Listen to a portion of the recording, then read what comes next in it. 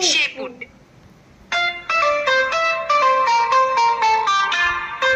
जिथे कुठे आई जाते शेपूट मागे मागे येते.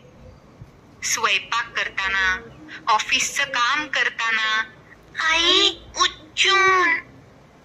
फोनवर बोलताना, जेवण करताना, आई तू काय खातीयस. गाडीवरून भुर जाताना, हुर्रे. आईचं शेपूट नेहमी तिला बिलगूनच असतं. घरी कोणी पाहुणा आला की शेपूट आईच्या मागे लपतं.